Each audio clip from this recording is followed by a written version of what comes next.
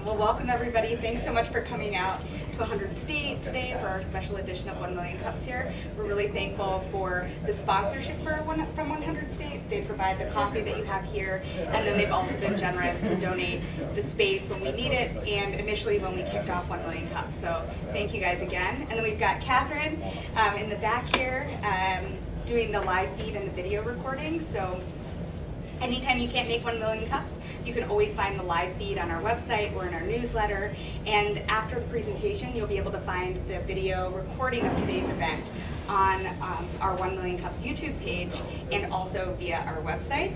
So just to kick us off a little bit, Robin is one of my best friends. She is also the owner of Lux Family Chiropractic, and I happen to be a client as well, so I will vouch for her before we kick off here. But she does something that's really unique in the industry, and that's, I guess, one of the reasons that her business really appealed to me, and Robin too. She's very knowledgeable in what she does. And so I'm going to let her tell you a little bit more today about Lux and how she is different than some of the other chiropractors out there. So on that note, I'll turn it over to you. Thanks again for this opportunity and this great space. I am Dr. Robin Swaminathan, a chiropractor. I really believe in bringing back some research into the community of chiropractic. It's something that as a group we're not excellent at, so we've been trying to move more towards that. So it's one of the things we practice. But in terms of my background, I'm a former firefighter and EMT, a former EPIC alumnus, and a big gardener, a huge nerd, and a mom, and this all sort of ties into the business.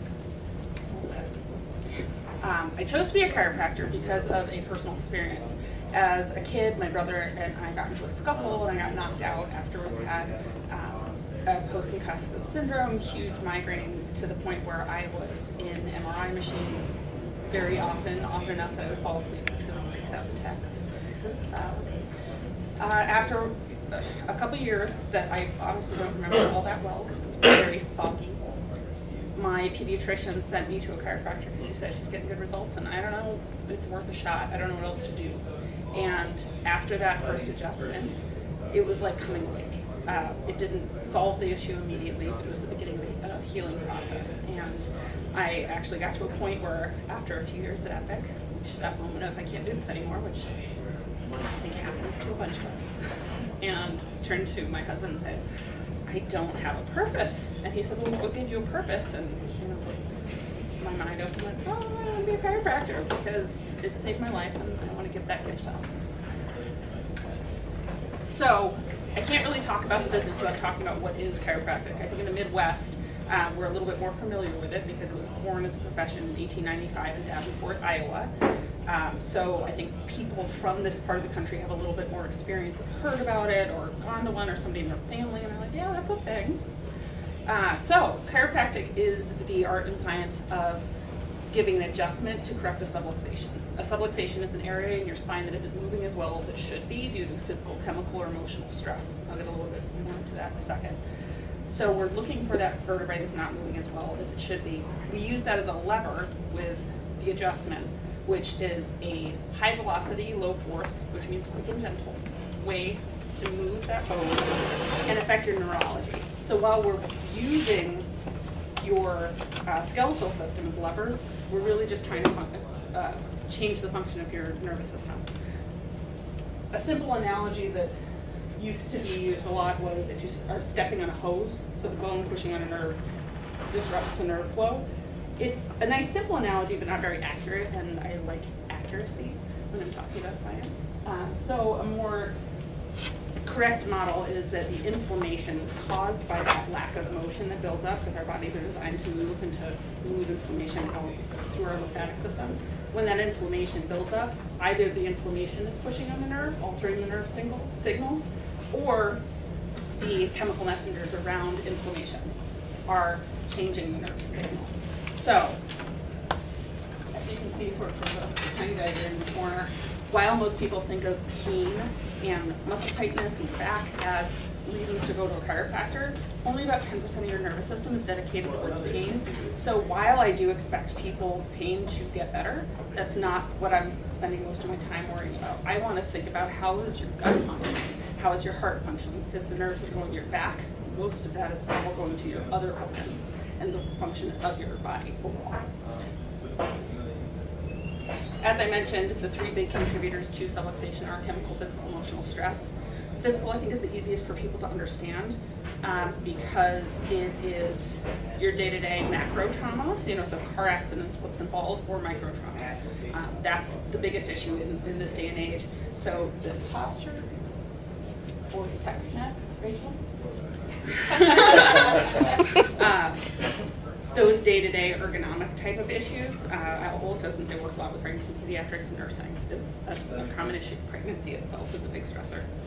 So people can understand that really well. Chemical is mostly dietary, but can be other toxins that are affected. And sometimes just your hormones in your body can have big chemical effects on your neurology. And then emotional sort of breaks down to a combination of the two. So when you're upset, you tend to, right, which becomes repetitive microtrauma, and or you're making poor food choices, introducing toxins to your body, like alcohol or drugs, as a self-medication, which can affect your nervous system. And again, your hormones. So those combination of factors are what we spend a lot of time trying to coach on. So the practice itself, Lux Family Chiropractic, we're a holistic, family-oriented practice. Holistic means that we're looking at the entire person, not just their symptom. We're located on the west side of Madison, out towards Verona. And I opened in March 2012, so technically this we've been open for a long time, but I had a baby in August of 2012, which was a conscious choice. We wanted to grow the practice slowly, so in a lot of ways the practice is still in its infancy. Here's the space. We've got about 1,300 square feet. It is open, semi-open adjusting, which means that I can have conversations with multiple people at once. It also, since I'm the only one in the practice, gives me a little bit of safety in that I'm not in a closed room with people, although there is a closed room for exams and another one for consultations. So to get to what makes us a little bit different, there's sort of two camps in chiropractic, and one is the mechanistic, more medical, allopathic model. You tend to see more studies about this published where it's just low back pain and symptom relief.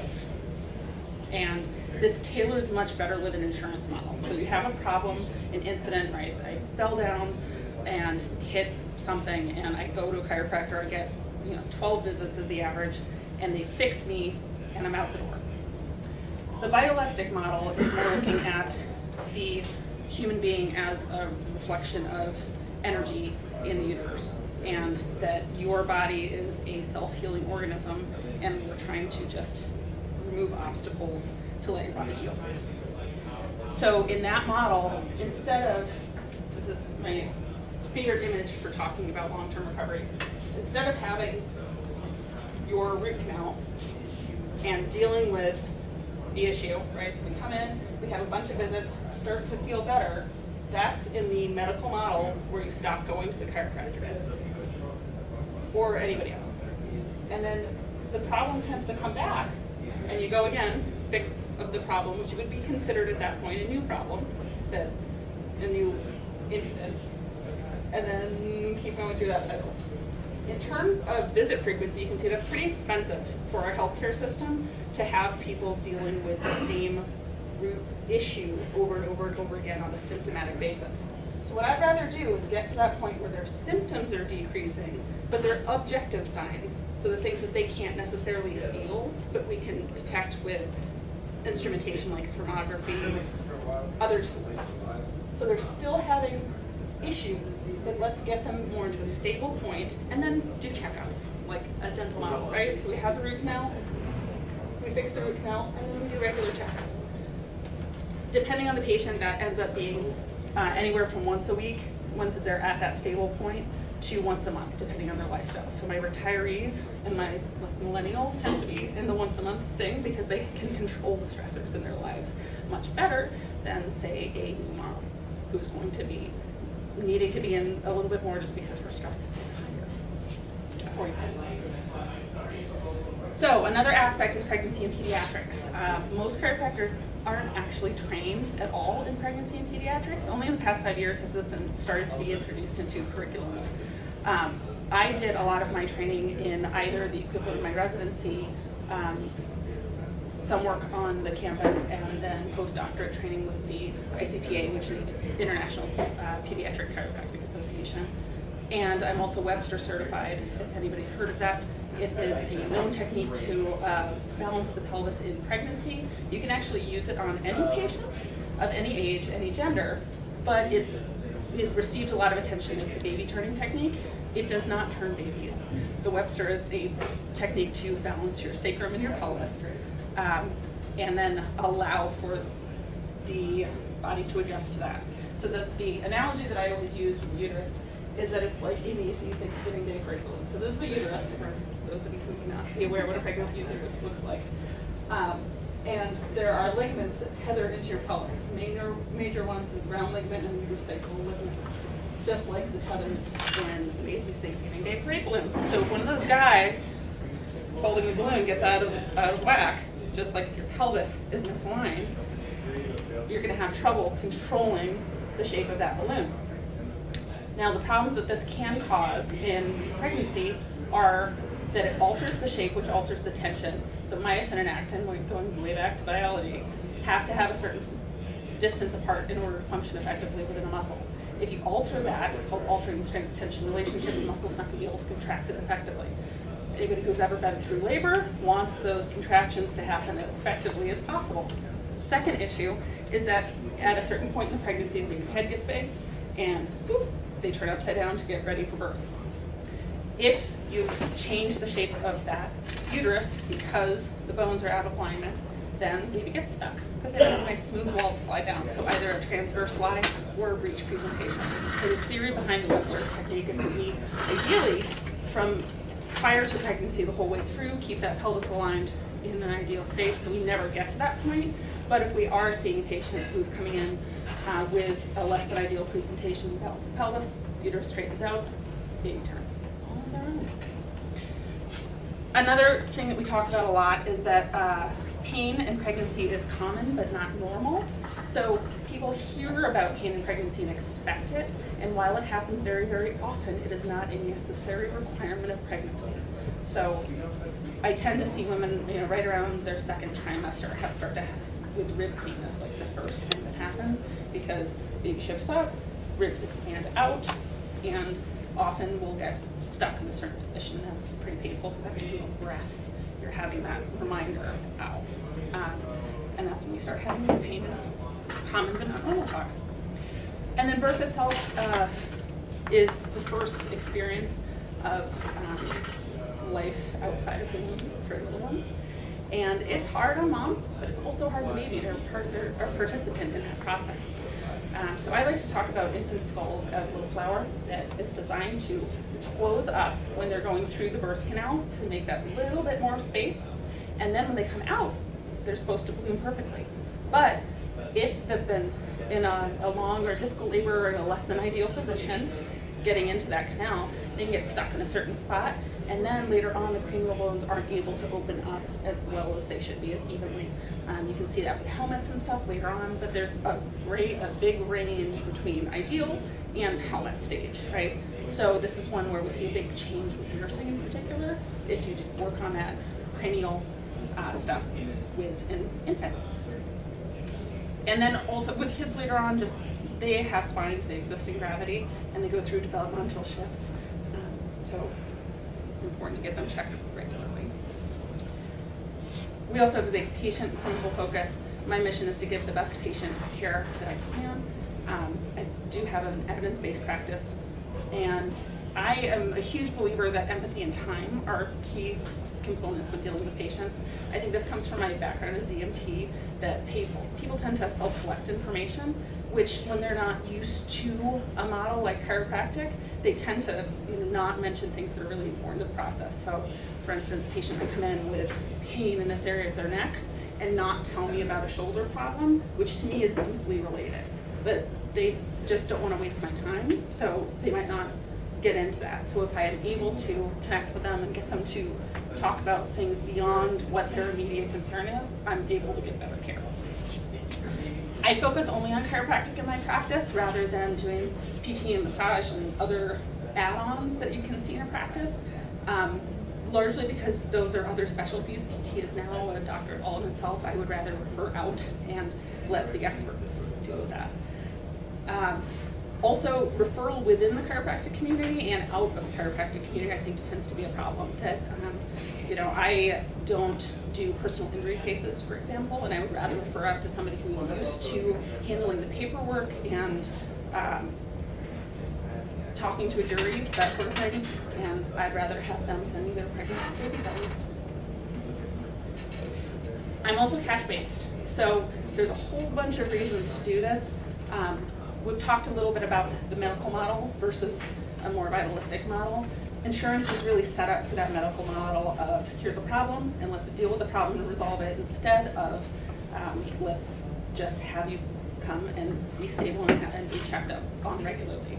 This actually came up today. There was an article published in the Washington Post about Medicare and how they did an audit and found that 80% of visits were deemed medically unnecessary. I emphasize medically because from a chiropractic perspective, they're checkups, not a medical intervention.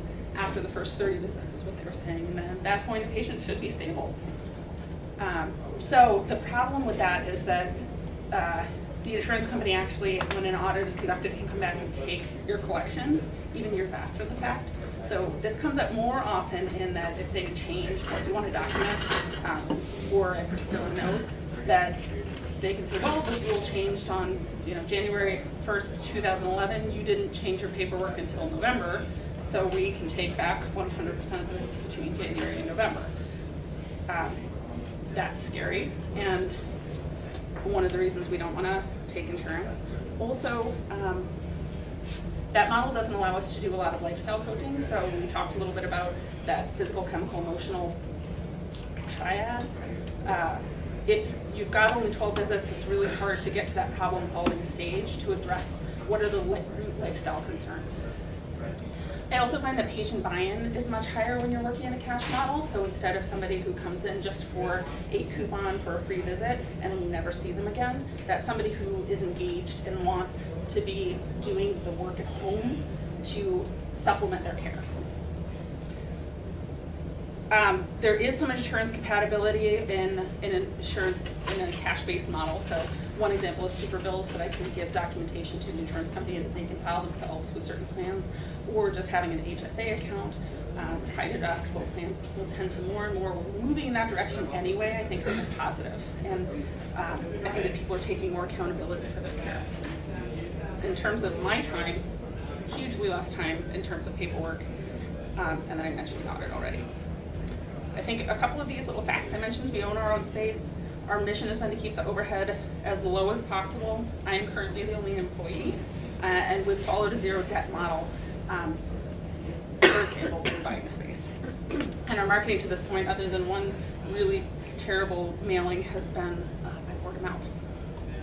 So some of the known challenges, marketing is not my strong point. I'm a great doctor, great adjuster, not a great salesperson.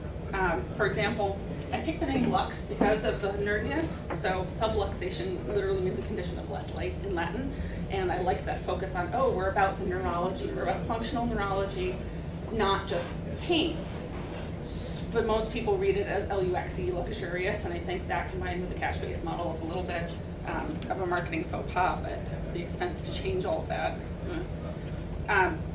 So in terms of the cash model has a ton of benefits, but there are some limitations. Some patients do self-select before they even walk in the door. And then in Madison in general, there's a huge HMO dominance, and those tend to either fall into, they have their own chiropractors in-house like GHC, or there are certain practices that have been in practice for like 30 years and you can get in with that doc, or there's a few where the doctors have retired, but it's kind of a franchise of their name, and so it might be very young people coming straight out of school they're working there. The other known issue is that a payment structure, right now, I give a series of tiered discounts to try to encourage people to get their entire family in. Also, so that I can do billing at the end of the month, so I'm not running back and forth between the front desk at every visit. So while it saves me overhead from not having a front desk person, it's cumbersome at the end of the month. I am paying higher credit card fees, and I'm back and forth on whether it's a good idea at this point. Some opportunities. I am open Monday, Wednesday, Friday, so the space, since we do own it, is available for the balance of the time. I've had some people expressed interest in using it. I'm a little concerned about liability with some of those, like having a yoga practice in. I don't know what the insurance situation would be. We do want to transition from cash neutral to cash positive, and long-term add more staff. So the questions that I have that I can think of are, is my payment structure hurting more than it's helping? How can I improve marketing, and what am I missing? Because when you're staring at your own business for so long, you get blinders on. So I'd love to hear your thoughts. And or questions. Well, in terms of the payment process, like, what do you use? You something online, or you just manually do it? I'm using Square, and it is a manual process at this point. It's like, you could probably try something that automates it, so. The challenge with automation right now is because of the tiered discounts, almost nobody's paying exactly the same fee. So for somebody who has 4 of their family members under care, they would be paying about $25 for a base adjustment, not an extremity adjustment. Whereas my full fee is $40. Most patients do the 36, so it's just by keeping the card on file. So, pardon. I need to double check right now to make sure that they're getting charged accurately because of the way that my system pops in the fee. So that there's an additional level of overhead. So that's one of the questions. Should I just go to a flat fee and then automate the billing? Yeah. Yes. Okay, fair. For marketing, you mentioned that you don't do PI stuff, and other people might not focus on pregnancy. Have you looked into, I guess, forming at least a loose collective of a referral network that might be just a handful of people that you get a PI guy and the person does low back stuff, or the person does Preston, or Yeah. I mean, it just seems like a more competitive landscape than, say, like physicians who have a natural, like, subspecialty referral network. But Sure. What's been your experience, like, talking to other chiropractors? There have been a few folks in town that I do have a good referral relationship with, back and forth, but trying to expand that and making it a little bit more formalized, I think is a great idea. Kind of building on that, I don't know if you've got relationships with the local chiropractic schools, but maybe there's somebody coming out who'd be interested in setting up their own practice on Tuesday, Thursday. So you could have the space used 5 days a week. Whether they're subspecialties PI or same as us. Are there some of the other alternative approaches, physical therapy? There's certain unique physical therapy methods, right? It's things that are complementary to your form of chiropractic care. Those would be people to build a network with, right? I assume you're not in competition with every physical therapist, I assume. No, but there is sort of a historical animosity between the medical world and the chiropractic world, which dates back to a Supreme Court case in the middle of the last century where the AMA was actually actively trying to destroy the chiropractic profession and teaching in their schools that chiropractors were a bunch of quacks. And that came from a study done about 50 years before that, looking at some chiropractic schools were by mail order, which makes no sense because it's a very physical thing. So they were right about that idea, but when this whole happened, later on, which is why the Supreme Court shut it down. But that historical animosity has sort of persisted for no good reason. There are some physical therapists that see themselves outside of the medical world, I think, right? That's an excellent point. And they practice a different approach. And they're cash basis like you are, there's no insurance. So if you can identify some of those, you might be able to have a natural connection, I guess. Have you thought about like writing, see if you could like write a blog or do an article or something on a more regular basis about all the things you're passionate about with like babies and pregnancy and how chiropractic can help? I know that there's like a lot of wellness like programs or initiatives throughout the state that you could probably like, they'd probably love to interview you. I think it's like, even like the news is always doing like segments on like financial stuff, or we'll go and talk about 1 million cups, or Greg will be on there talking about 100 state. But I don't know, they're always looking for experts in a field. I have a thought to reach out to the news, certainly. I do have a blog that I don't post on as often as I should. But we've also seen a lot of the trend in the startups of like corporate wellness and holistic, wellness consultants, maybe partnering with some of them, because at least, some people I know, Janet Nodorf comes sometimes, she's trying to grow a business around doing, combination of nutrition and general wellness, but trying to penetrate like, bigger companies and, having them leverage whatever incentives they can to keep their employees healthy. Maybe there's some avenue to like partner up or at least be visible in that space. I didn't mention that I do occasionally do corporate speeches, particularly on ergonomics. What I found is that people have a lot of ergonomic stuff and they don't know how to use it properly. So it doesn't help to have all of the fancy gear if you're just gonna do something like this. You have particular demographic that you're going after, because that will definitely influence how you market. Sure, that's a great question. Mothers tend to be the leaders in this space about making healthcare decisions. So the typical pattern is that you get a mom in either because she's looking to conceive and wanting coaching about that, which is a great ideal place, or she's starting to experience symptoms in the pregnancy, or she's that 36-week breech who's desperate, or post-birth something's going on with the kid and the kid's the driver to get in. So she comes in with child in tow and gets under care. Kids get under care. Dad usually comes a lot later because he has some particular thing that's in pain, or he can't do a sport anymore. I see a lot, so that like it's bowling season and my arm hurts and I can't do whatever. So that's the typical pattern of the majority of my patients. Not to say I have all age ranges, but that's, I think, the bread and butter. Okay, because especially when you're dealing with moms or prospective moms, maybe talking with OGYNs or others in that circle that can create a referral network, and then from there on expand possibly into sports medicine, because it kind of crosses over, and that would also create a referral network as well.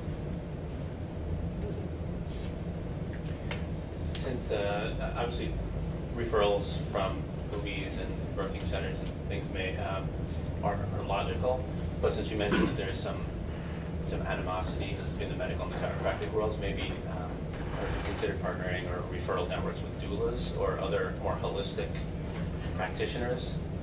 Yeah, we have a pretty strong home birth community, so I've been tied into the home birth community and some of the doulas in the area.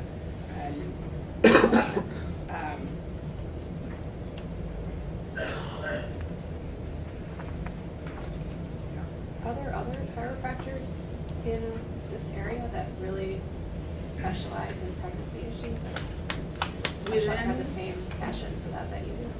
Yeah, so in town, there's, I would say at this point, about 5 people within the 25-mile network who have this sort of training postdoctorate. And are they focused primarily on that market, or are they trained, or do they do everything? I think everybody tends to see every age range. It's perhaps a flaw in the being off on your own business model that you tend to take whoever comes in the door instead of referring out. But often when you've got, family under care, they refer by word of mouth and want their aunt and grandmother and, whoever else in.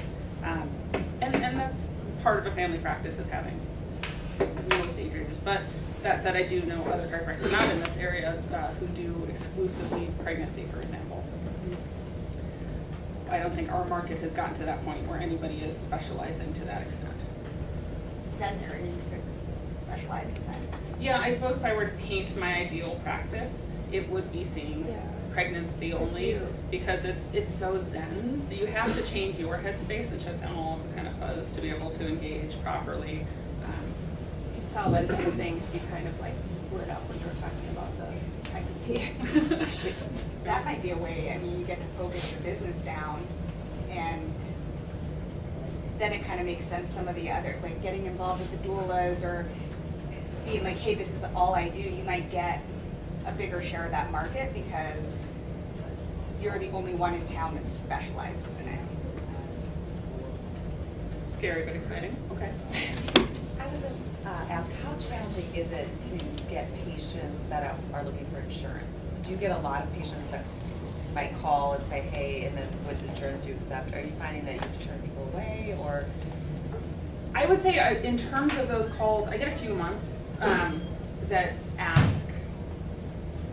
And so the theory with that is that going to be somebody who's a great addition to the practice in general when their only concern is the reimbursement aspect? And what I've seen with some of those patients is that it's a challenge to have them in the practice because they're not as engaged. Now, that said, those are the ones who are actually calling. I think that a lot of folks just online will look up, for a provider through their insurance website, and so it's the path to us, sort of bypasses that. I don't get phone calls that often for patients in general. People either contact through the website or through a friend, or sometimes through the ICPA website, because I'm listed on there as a pregnancy. How long do your discounts last for, that you mentioned earlier? I'm sorry. How long do your discounts last for pricing? Is that just like a one-time, you get a discount the first time you come in and then you go to the original fee schedule? No, it tends to be perpetual. So it's 10% for keeping the credit card on file, and then 10% for every family member who's actively under care. And that means somebody who's in your household and is regularly coming in. So you never adjust them back up to the original? If one of the family members drops out of care, then yes. Okay. Otherwise. Do you have issues with the transition of going and actually paying that full price again? With your, from a customer service perspective, saying, well, why do I have to pay full price now, even though you gave me a discount for so long?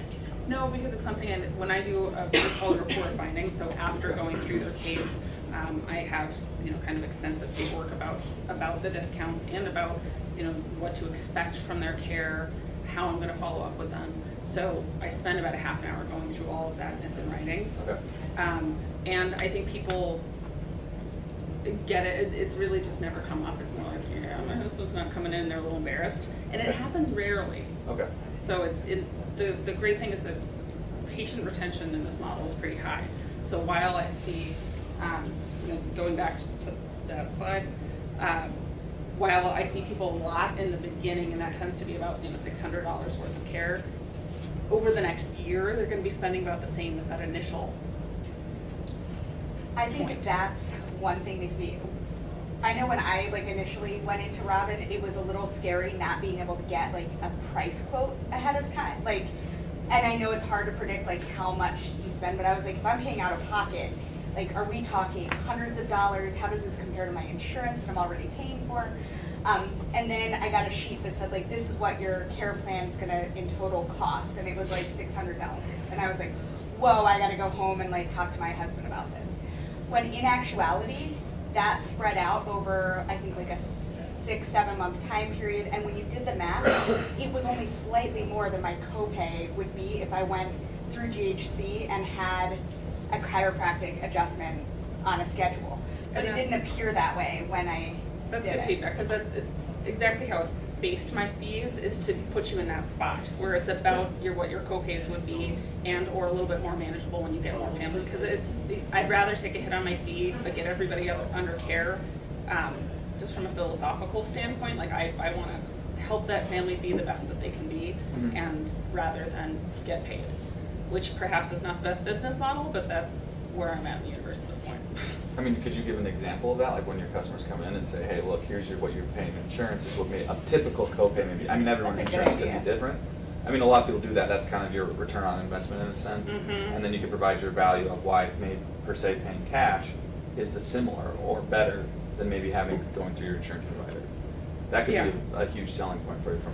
That's a really good point, since I do have that conversation anyway and break it out into, it's gonna be for you in particular, here's the number of visits I'm recommending over the course of time, and here's what I expected. So I don't do the model where you charge up front and then, you collect everything up front and then they get care for a certain point in time, because in the state of Wisconsin, that's considered providing insurance.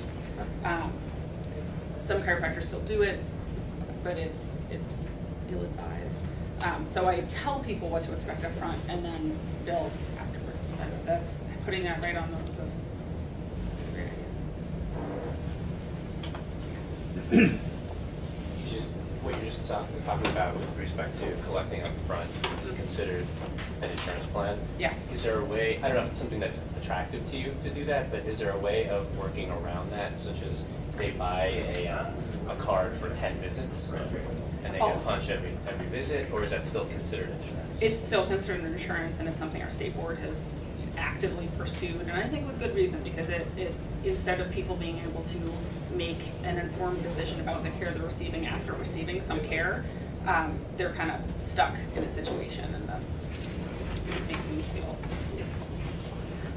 as well. I certainly would go be challenged on it. It is 10 o'clock, so we are going to wrap up questions. Robin's going to be here for a few more minutes if you have any additional questions or advice to give her. Thank you so much for coming out to present today. Let's all give her a round of applause.